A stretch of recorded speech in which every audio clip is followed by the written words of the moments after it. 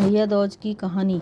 एक बुढ़िया के दो बच्चे थे, एक लड़की एक लड़का। लड़की की शादी बचपन में कर दी, लेकिन उसने भाई को नहीं देखा। जब भाई बड़ा हुआ तो उसने देखा कि सब बहन के घर जा रहे हैं, क्योंकि भैया दूज का दिन था। भाई ने माँ से कहा, मैं बहन के घर जाऊंगा। माँ ने मना किया, तेरी बहन बहुत दूर है। लेकिन वह नहीं माना और घर से चल दिया और बहन के घर पहुँच गया।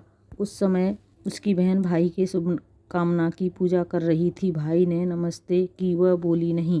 जब दरवाजे से लौटकर भाई अपने घर जाने लगा, तब बहन ने उसे बुलाया और कहने लगी कि मैं तेरे शुभ कामना की कामना कर रही थी, इसलिए नहीं बोली।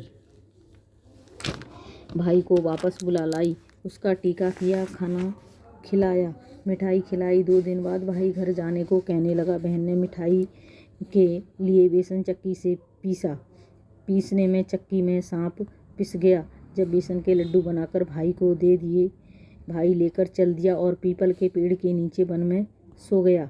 जब बहन ने देखा कि चक्की में सांप पिस गया, तो उसने आटे में बेसन मिलाकर कुत्ते को डाला। कुत्ता मर गया। तब भाई के पीछे बहन भागी गई।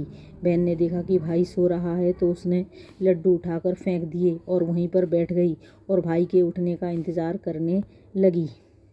पेड़ पर 2 पक्षी बैठे आपस में बातें कर रहे थे कि ये दोनों भाई बहन हैं। भाई की उम्र नहीं है, शादी होती ही मर जाएगा।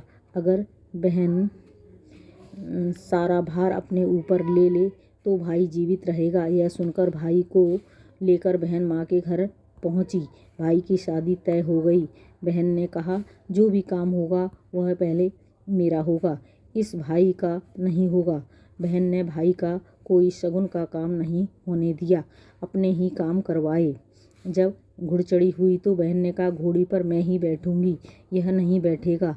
जब दरवाज़ा हुआ तो दरवाज़ा गिर गया, भाई बच गया और बहन भी बच गई। जब फेरों का समय आया, तब बहन ने कहा, पहले मेरे फेरे पड़ेंगे, भाई के नहीं।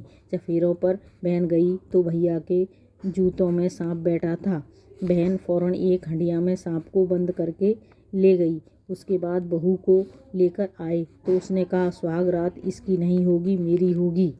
वहाँ पर भी कुछ शगुन बिगड़े। बहन को सब पागल कहते थे। बहन बुस के घर में छिपकर बैठ गई। वहाँ से ढूंढकर निकाला। सबने कहा कि पागल, तू क्यों बैठी छिपकर? बहन ने कहा, मैं पगली नहीं हूँ।